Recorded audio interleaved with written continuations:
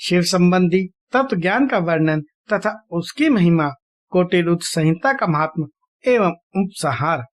सूत जी ने कहा, ऋषियों, मैंने शिव ज्ञान जैसे सुना है उसे बता रहा हूँ, तुम लोग सुनो। वह अत्यंत गुण और परम मोक्ष स्वरूप है। ब्रह्मा, नारद, सनका आदि मुनि, व्यास तथा कपिल, इनके समाज में इन्हीं लोगों ने निश्चय करके ज्ञान का जो स्वरूप बताया है उसी को यथार्थ ज्ञान समझना चाहिए। संपूर्ण जगत शिव में है, यह ज्ञान सदा अनुशीलन करने योग्य है। सर्वज्ञ विद्वान को यह निश्चित रूप से जानना चाहिए कि शिव सर्वमय है। ब्रह्मा से लेकर तृण पर्यंत जो कुछ जगत दिखाई देता है वह सब शिव ही है। वे महादेव जी ही शिव कहलाते हैं। जब उनकी इच्छा होती है तब वे इस जगत की रचना करते हैं। यही सबको जानते हैं, उनको कोई नहीं जानता। वे ही जगत की रचना करके स्वयं इसके भीतर प्रविष्ट होकर भी इससे दूर हैं। वास्तव में उनका इसमें प्रवेश नहीं हुआ है, क्योंकि वे निर्लिप्त सच्चिदानंद स्वरूप हैं। जैसे सूर्य आदि ज्योतियों का जल में प्रतिबिंब पड़ता है, वास्तव में जल के भीतर उनका प्रवेश नहीं होता, उसी प्रकार साक्षात शिव के विषय में समझना चाहिए। वस्तुतः तो वे स्वयं ही सब कुछ हैं। मतभेदी अज्ञान है, क्योंकि शिव से भिन्न किसी द्वैत वस्तु की सत्ता नहीं है। संपूर्ण दर्शनों में मतभेद ही दिखाया जाता है, परंतु वेदांती नित्य अद्वैत तत्व का वर्णन करते हैं।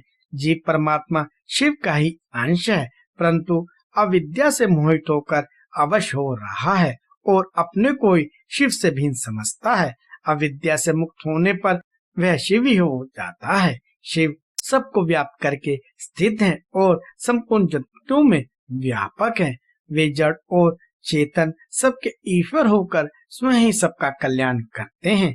जो विद्वान पुरुष वेदांत मार्ग का आश्रय ले उनके साक्षात्कार के लिए साधन करता है, उसे वह साक्षात्कार रूप फल अवश्य प्राप्त होता है। व्यापक अग्नि तत्व प्रत्येक काष्ठ में स्थित है, परंतु जो उस काष्ठ का मंथन करता है वही असंधि रूप से अग्नि को प्रकट करके देखता है। उसी तरह जो बुद्धिमान यहाँ भक्ति आदि साधनों का अनुष्ठान करता है उससे अवश्य शिव का दर्शन प्राप्त होता है, इसमें संशय नहीं है। सर्वत्र केवल शिव है, शिव है, शिव है, दूसरी कोई वस्तु नहीं है। वे शिव भ्रम से ही सदा नाना रूपों में भासित होते हैं, जैसे समुद्र, मिट्टी अथवा सुवर्ण।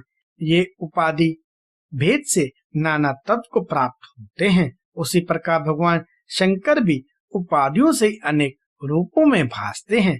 कार्य और कारण में वास्तविक भेद नहीं होता, केवल भ्रम से भरी हुई बुद्धि के द्वारा ही उसमें भेद की प्रतीति होती है। भ्रम दूर होते ही भेद बुद्धि का नाश हो जाता है। जब बीज से अंकुर उत्पन्न होता है तब वह नाना तत्व को प्रकट करता है, फिर अंत में वह बीज रूप में स्थित होता है और अंकुर नष्ट हो जाता है। ज्ञानी बीज रूप में ही स्थित है और नाना प्रकार के विकार अंकुर रूप हैं। उन विकार स्वरूप अंकुरों को निवृत्ति हो जाने पर पुरुष फिर ज्ञानी रूप में ही स्थित होता है। इसमें अन्यथा विचार नहीं करना चाहिए। जब सब कुछ शिव है और शिव ही सब कुछ है, शिव तथा नहीं है, उनकी शरण लेकर जीव संसार बंधन से छूट जाता है। ब्राह्मणों, इस प्रकार वहां पधारे हुए ऋषियों ने परस्पर निश्चय करके जो ज्ञान की बात बताई है, इसे अपनी बुद्धि के द्वारा प्रयत्न पूर्वक धारण करना चाहिए। मुनीश्वरों, तुमने जो कुछ पूछा था वह सब मैंने तुम्हें बता दिया। इसे तुम प्रयत्न पूर्वक गुप्त रखना चाहिए। बताओ, अब और क्या जानना चाहते हो? ऋषि बोले, व्यास शिष्य, आपको नमस्कार है। आप धन्य हैं, शिव भक्तों में श्रेष्ठ हैं। आपने हमें शिव तत्व संबंधी परम उत्तम ज्ञान का श्रवण कराया है। आपकी कृपा से हमारे मन की भ्रांति मिट गई। हम आपसे मोक्षदायक शिव तत्व का ज्ञान पाकर बहुत संतुष्ट हुए हैं। सूत जी ने कहा, द्विजो, जो नास्तिक हो, श्रद्धाहीन हो और शठ हो, जो भगवान शिव का भक्त ना हो तथा इस विषय को सुनने की रुचि ना रखता हो, उसे इस तत्व ज्ञान का उपदेश नहीं देना चाहिए।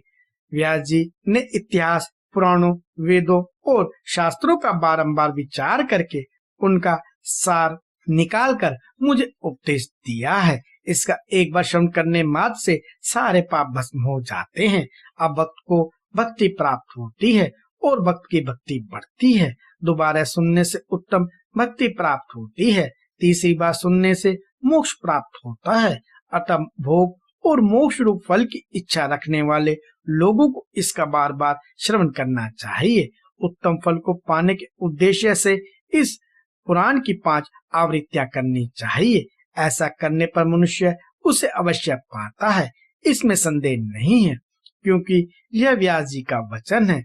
जिसने इस उत्तम पुराण को सुना है उसे कुछ भी दुर्लभ नहीं है। यह शिव विज्ञान भगवान शंकर को अत्यंत प्रिय है।